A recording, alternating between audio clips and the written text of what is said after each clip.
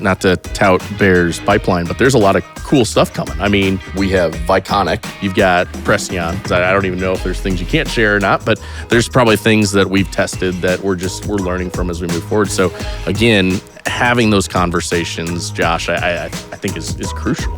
I think just really telling the full story on what's happening on farm is really, really important.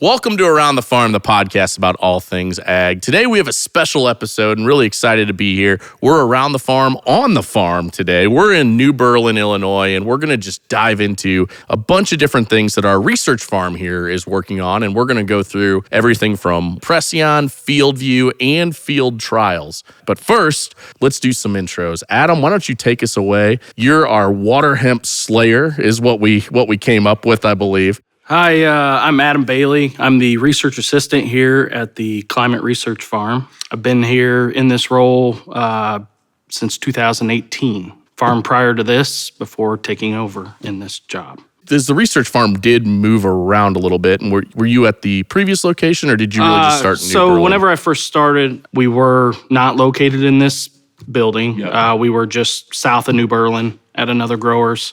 In 18, when I started, we moved to this farm. We were doing all of our trial work here.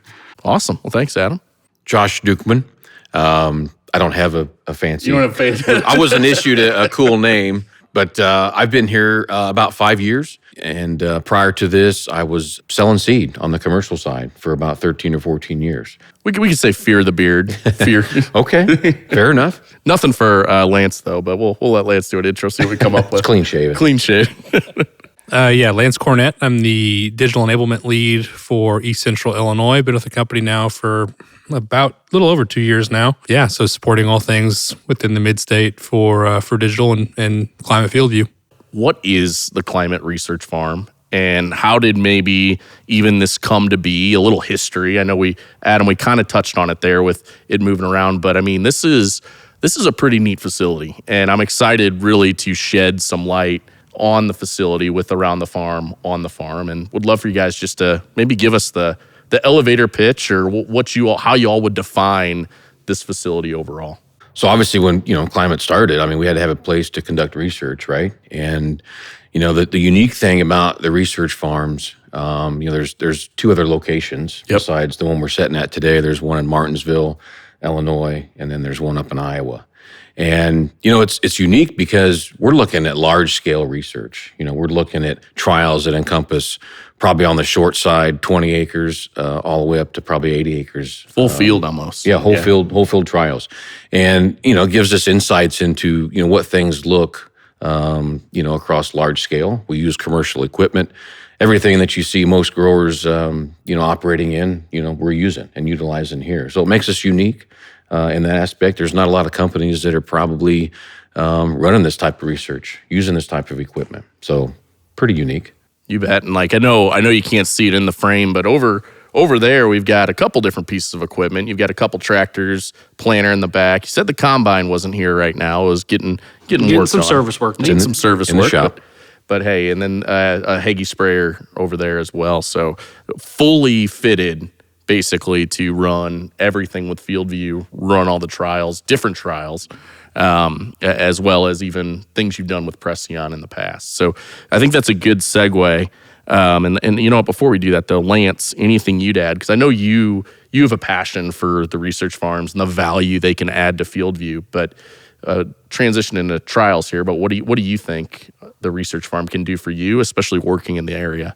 Yeah, so I think the research farms are so vastly underutilized from the field roles perspective.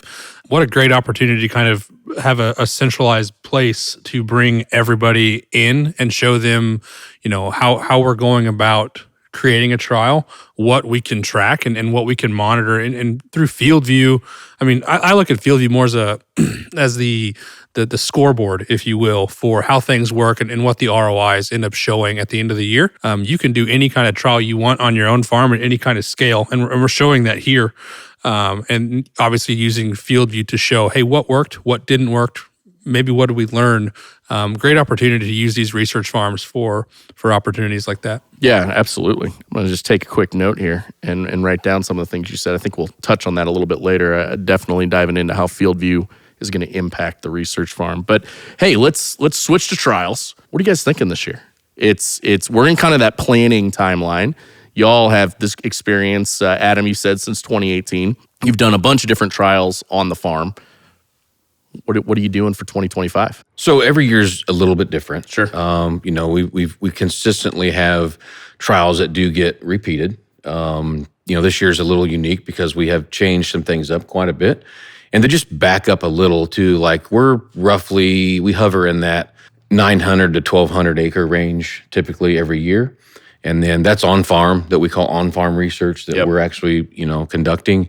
And then for the last several years, probably 1,600 acres that we have off-farm trial work as well, that we work with, different growers very closely. Primarily, a lot of those either encompass a side-by-side or some form of fungicide trial.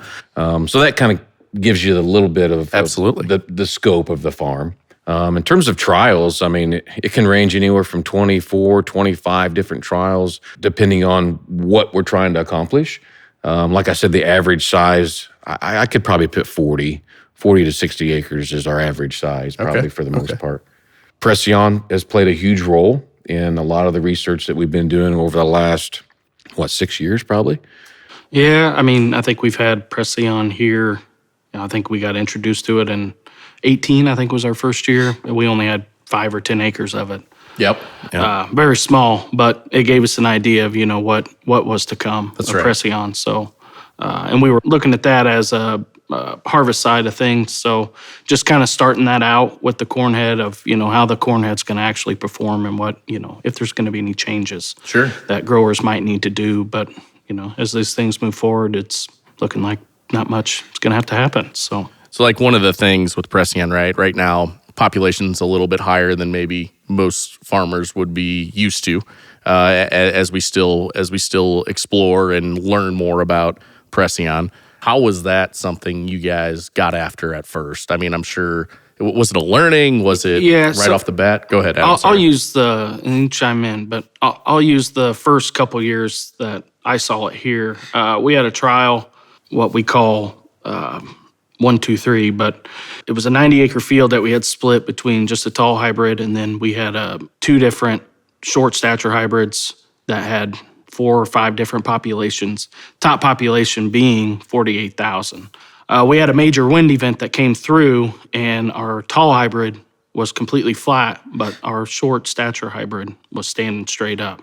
Even the 48,000, it had a few plants that might have been lodged a little bit, but that's to be expected, with that high density. So, it's that the density side's been a learning curve, to get adjusted to. And then, there's other adjustments you got to make with it. So, and that's what we keep learning about, where we fall at as we do these trials, where the density that works, for the planter setup that we have, and that's, I think, what it'll come down to. And we've followed Preceon for, some of the first trials that we were conducting, there was no traits. No. No Roundup even. It was a, conventional hybrid. And so now we've, progressed all the way up to where we're, obviously looking at smart stack, traded hybrids. And it's came a long way since when we started first testing it. So. No, most definitely. And I think this was the first place I actually saw Preceon was we were out up here walking through the fields, walking through different trials, and you had a handful of acres in it. So guys, why should a farmer care about what we're doing with Preceon on the research farm? What's in it for them? What excites you if you put that farmer hat on, or when we think of our viewers? So I think just the data and our insights, growers, by habit, typically want to see results, and they want someone to be able to explain it to them in terms in which they obviously can understand and potentially implement in their own operation. So I think the type of work we do here resonates well with a grower because it looks very similar to how they're running their own operation. Yeah, absolutely. Absolutely. You want to add something? I'd like to add something there. It's one thing to see on a standard plot, right, a test plot. You talk to anybody you want, right? Everybody's going to win their own plot in one way or another, right? And it's hard to really quantify a lot of the different variables on, if you're doing different hybrids and you got 4 rows of each on, half-mile throughs or whatever. But to see it at the scale that we're doing it here is so much more impactful, in my opinion. If you're doing a 20, a 40, or even an 80-acre test plot, I mean, that you're getting some really tangible data there that's covering a lot of different variability and really kind of getting you a truer data set to kind of base your decisions off of going forward. No, that's a good ad, Lance, and I think that makes total sense, especially as we move into my next thought for you guys, and would love for y'all to chime in on.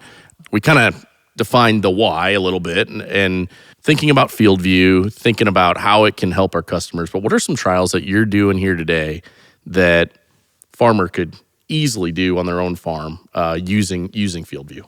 I mean, to be honest, we could spend hours talking about the different trial work that we do, but with a little patience and understanding various different types of technology outside of FieldView, most of our trials could be conducted by a grower, especially with the advanced equipment that everybody's running today. Sure, makes sense. But I'd like to maybe highlight some unique trial work that we're starting this year that allows us to kind of collaborate and bring a lot of the field staff together and promoting our platform and just how valuable it can be to growers and how we use it. And we're going to just try to show them the benefits. And, one on being scripting. And if you want to talk a little bit about kind of how we laid that trial out, I think we might even follow it throughout the season if I remember. No, I think that's one of the plans for this series, right? We want to get with you guys a few more times and go through planting, go through in season, go through harvest. But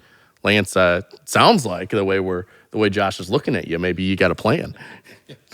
Yeah, we definitely have a plan, and kudos to Josh and Adam for putting the plan together. Right, you guys did a great job for that. But what we kind of want to do is show everything that you can do on your farm and how you can track it through FieldView. Josh, you alluded to the scripting piece. That's the biggest thing, I think, going forward. The new scripting tool within FieldView has opened up so many opportunities and created so many conversations around that placement conversation to where, in the past, maybe it was operation by operation or maybe even field by field. Not the case anymore with all the models that are running in the background with the scripting tool. Mm-hmm. You're literally acre by acre and maybe even more concise than that. But to be that refined within your own operation, it just opens up a whole new level of complexities that you can really dive into and really maximize the ROI on your operation. It'll be fun too because we're going to get to include a lot of other internal folks. That's right. Right, in this process. And to be honest, we spent a lot of years in our early beginnings, if you will, trying to break FieldView and focus a lot on our prediction models, placement models. We've done a lot of different things that is very different from this type of trial that we're going to look at trying to get done this year. So that's right. Your beard was once not as gray. Right. It used to be. I feel you on that for sure. Yeah. 2 years ago. It just happened overnight. That's right. Yeah. a lot of trial work there. No, I think that's good. And just really the importance, what y'all are doing. And even so, how farmers could replicate that on their own farm using FieldView, using other tools. Josh, I think you said it, the equipment a lot of folks have today is just light years ahead of even maybe 10 years ago, which is wild to see how fast things have changed. And I think, Adam, were we talking about earlier how fast some people run now? I think we were talking a little bit about, was it one of the sprayers or was it? Planters. Planter. Yeah, when we were, when we went up north and helped out with that trial. Going what, 10 mile an hour? More than that? Yeah, he was 10 or 12, but he's planting 120 feet wide. So that's pretty wild. It was like 150 acres an hour, roughly. 140. Never put it on. I don't think I've ever put a plot in. No, not that fast. Not that fast. An 80-acre plot was done in less than an hour on the whole 80 acres. Nine passes. That's unreal. That's unreal.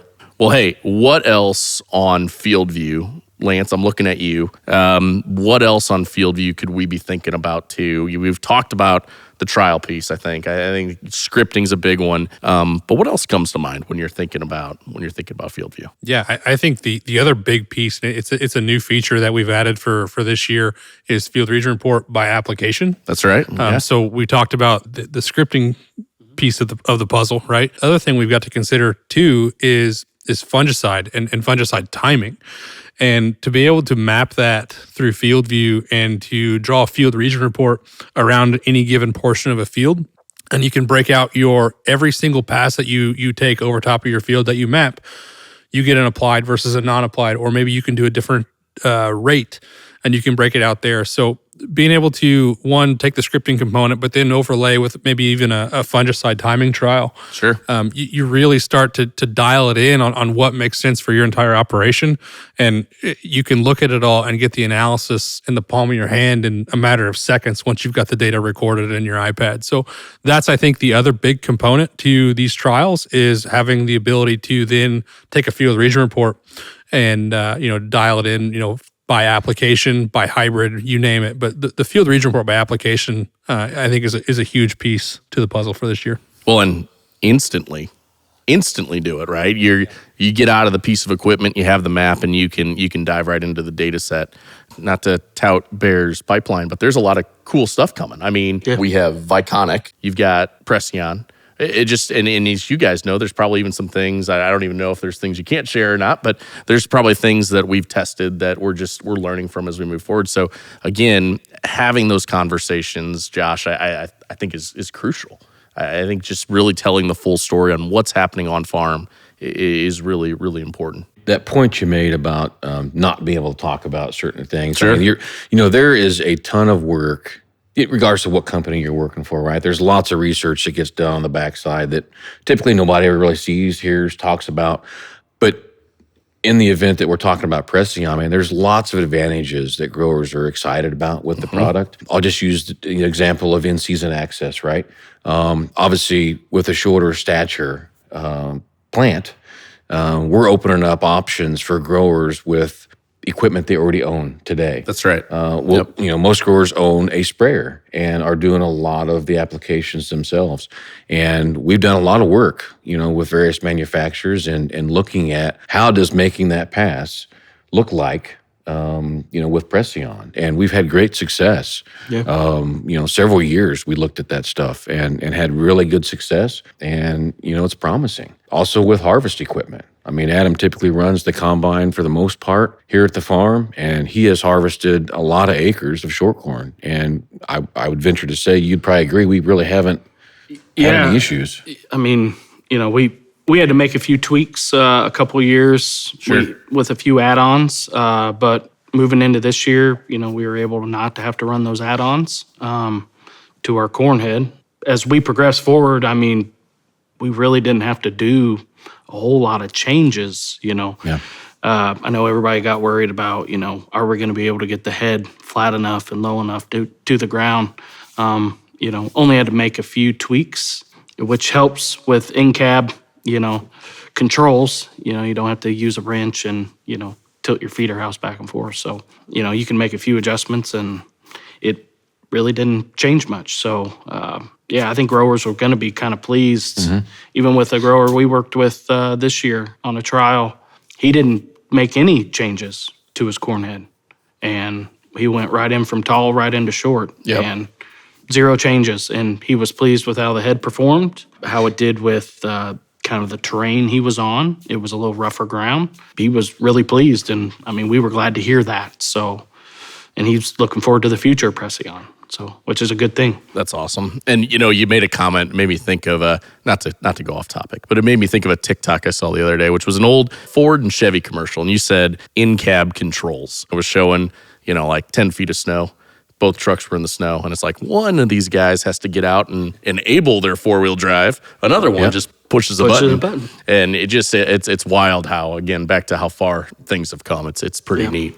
I think we've done a really good job talking about what all you do, talking about some trials, talking about FieldView and how it impacts the research farm. Why don't we deep dive into 1 or 2 trials and really just kind of walk our listeners, farmers, dealers through what you're doing from start to finish and the value that it provides, maybe not only to them, but to Bayer, Sure. to FieldView, because I think, again, we take the research farms for granted, and there is a lot of good, valuable data that you guys have uncovered in the last 6-7 years that we could dive into. So let's focus on 1 or 2 trials and deep dive in. So I guess I'll just kind of do like a little elevator speech, if you will, of, Yeah.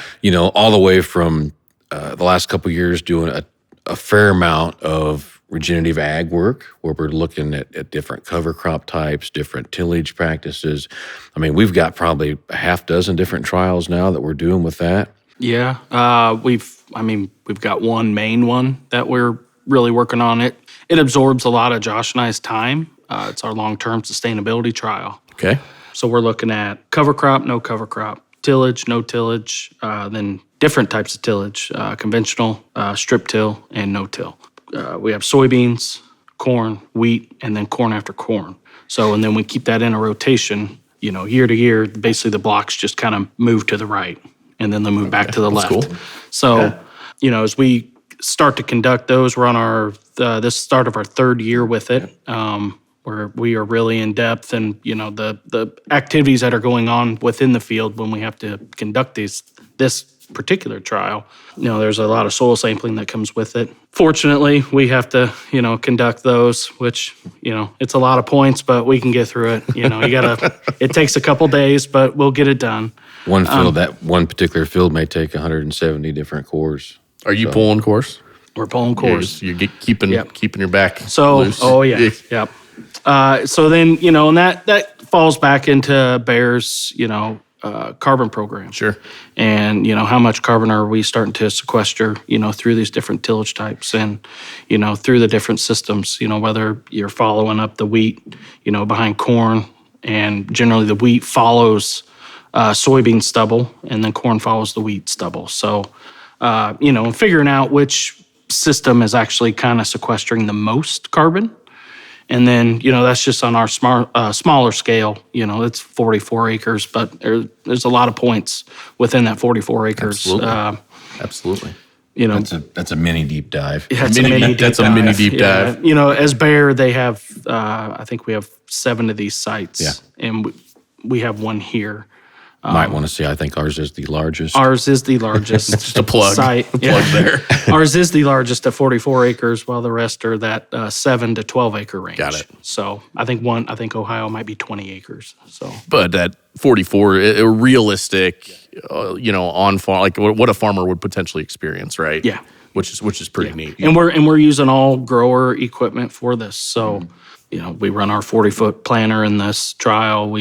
No small plot stuff. So it's all grower-sized equipment, our combine, our sprayer, strip till bar. It's a 12-row strip till bar. So when we conduct this trial, it's all grower equipment, no small plot. So everybody else is small plot equipment. So we go back to the beginning where, we try to make the things that we're doing as possible and as real to the grower, to what they would That's right. experience. So Yeah, I was just going to give Naya a plug, who is joined our team.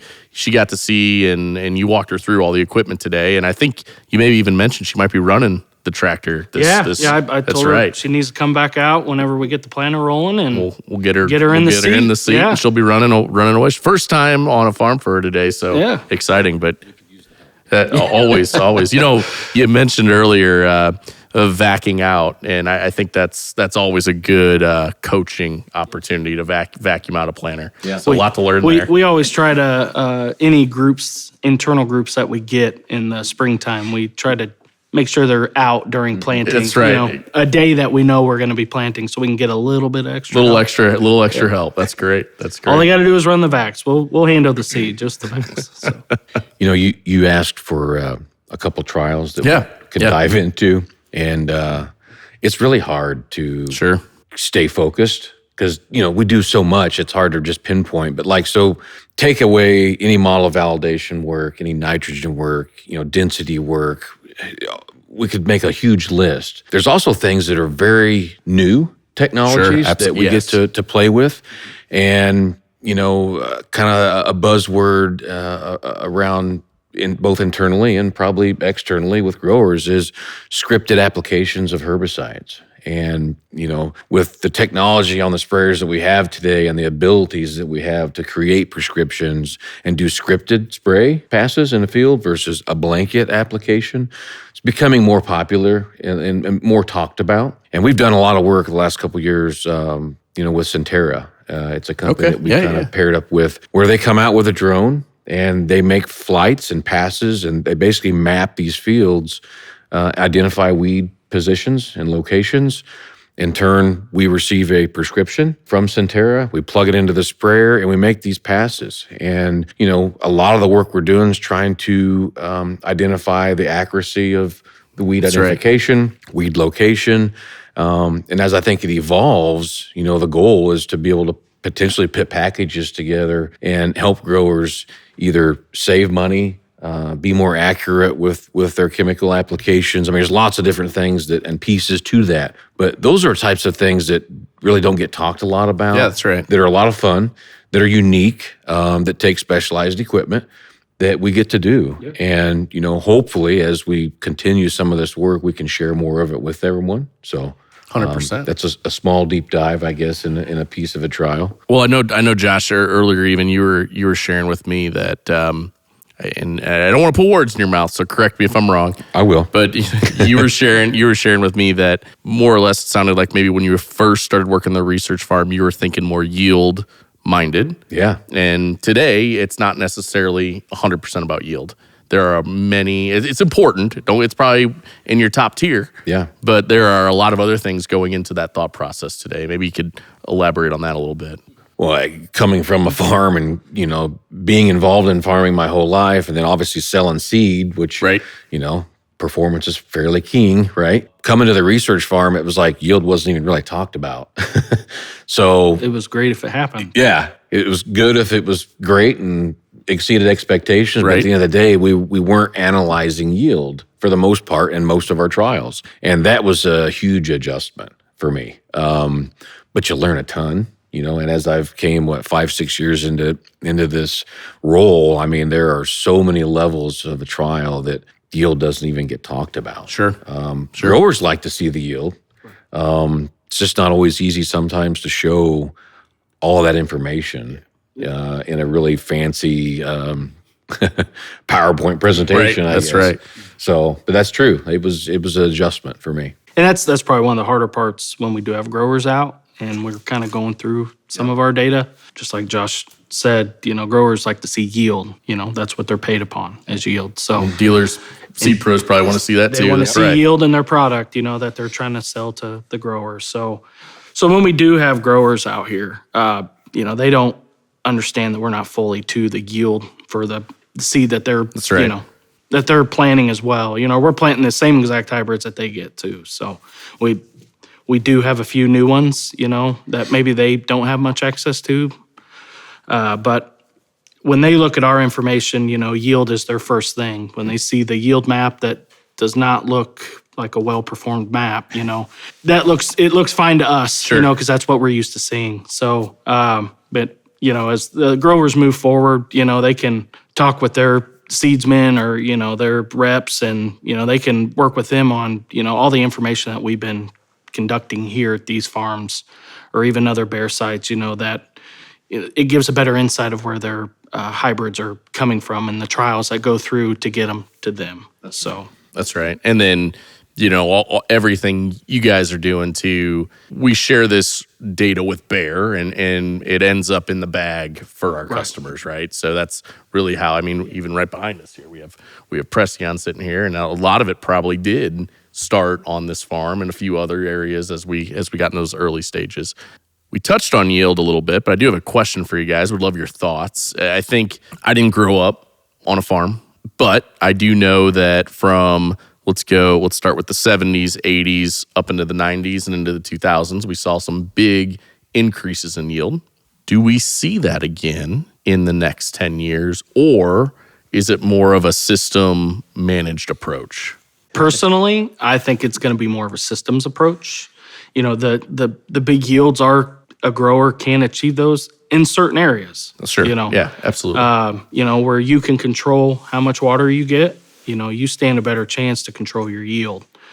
Here, where we rely on Mother Nature, you don't really control that. So, you give it the best of its ability to be able to achieve those big yield goals, but it's not always going to happen. I think last year, it was another good year, for growers and achieving the big yields. But, as we move into 25, we could have a complete flip-flop. And, growers got all this money invested and hoping for, this certain yield potential. But, we could have something one day where it just says, no, that's not going to happen this year. And, and that's it. And then we just move from there. So I think it's more of a systems approach moving forward. Yeah. Yep. I would agree. Okay. We're chasing cents and dollars every year, as a grower, and developing a good system to capitalize on every different investment. Yep.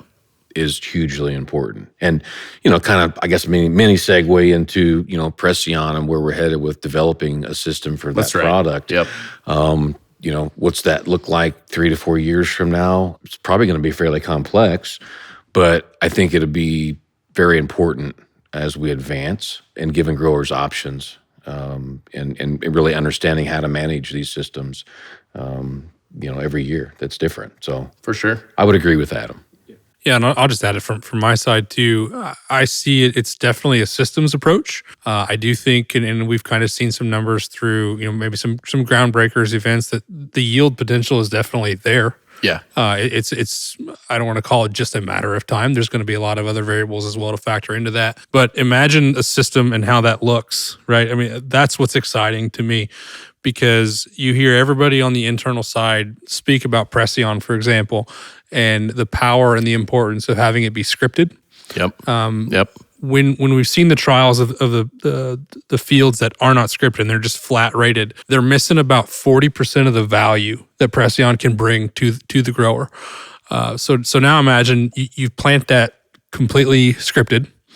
Now you turn around and you take the planting script to your retailer and say, hey, here's my zones, build the fertility recs off of these zones. Yep. And now you've got this system, and it's a lot easier to manage if you can say, hey, this is where I planted it. This is how high a population I planted it. And you do have to push it a little bit. And then because you're pushing it, you got to feed it a little bit more too, right? So there's a lot of other variables that are going to be factored in. But if you start with a script, you've kind of got the blueprints. And now you can take that to your retailer and say, hey, here's what we've done. Now let's manage it through the season and make sure that we see, the top end potential throughout the season. Yeah. And Lance, I don't know if it was you that said it, but I like the blueprint comment, but I've also heard the medical history. And again, you take that to, you take your medical history to a new doctor. They have everything they need to know, right? It's the same thing with that script. And that wasn't you that coined that, was that? I'm not giving credit to someone who it was not me. You can claim it. You can, okay. yeah. No, that was not me. You're the blueprint guy. I'm a blueprint guy. You're the blueprint guy. Yeah, for those who don't know, Groundbreakers is that opportunity for a lot of our customers that have shown interest and that we've partnered with before in Preceon to get their hands on it early and really test and learn along with us, along with what you guys are doing as well. And it's been exciting to see not only what we're doing on the research farm, but also, now you can compare to a little bit broader group versus just maybe a few locations as well. So been excited to be a part and see Groundbreakers grow over the last few years. Yeah, and I'll say one thing. As Groundbreakers has kind of taken off and more farmers are getting access to Preceon, they're getting more comfortable with the population experimentations. That's true. As well. We saw a couple this year touch 50,000. I think that was just, hey, we're going to step on the gas and see how hard this thing can run wide open. So it'll be interesting to get some learnings there, but it's been neat to see the acceptance of the system and what it's required to optimize it through pushing populations and then obviously feeding it at the appropriate rates. So really neat to kind of see that evolution from the growers. Absolutely. Of getting out of their comfort zone and seeing what these hybrids and these systems are capable of. 100%. So guys, we're first episode of Around the Farm on the farm. A little bit different studio than I guess I'm normally in. We're usually in a studio in St. Louis. It's with heat. It's with heat. Hey, we have heat. We just can't turn it on because it'll outpower the mics. That's right. It's a little loud, right? We have body heat today, keeping each other warm. It's actually a nice day, too. But Could be worse. Could be worse? That's right. Could be snow on the ground. What's going on? What do you guys got in the shed? I know the equipment's over there, but what else we got around here? I mean, it's really like any other shed that you would probably go visit from a grower's operation. So it looks very similar to, I mean, the only thing that really makes it probably unique for us is, just the safety equipment we have to have and the things that probably growers don't really think about. But I mean, if someone was to come and tour the shop, I mean, they'd probably see everything that they would see at a Farm Progress show or another grower's operation or any retail, machinery's, shop lot. on the back. Yeah. Before I do wrap up, though, I did want to call out one other thing for the viewers out there that have watched the show in the last year. You noticed today Andy Folta is not with us, and they actually just had a little baby boy this morning. So congrats to the Folta family having their first. So excited for him on that one. This has been Around the Farm, the podcast about all things ag. In our first episode now, we've had a lot of good content here. We're going to divide this up in a 2-part series for sure. Really excited, though, that we touched on FieldView, touched on Preceon, touched on trials. It's been a good conversation, and I'm excited to keep it going. So this Around the Farm, on the farm episode, we'll extend in that 2-part series, and excited to share more with you on the advisor and the dealers as we have that conversation as well. So this has been Around the Farm, the podcast about all things ag, sponsored by Climate FieldView, and we'll see you next time around the farm.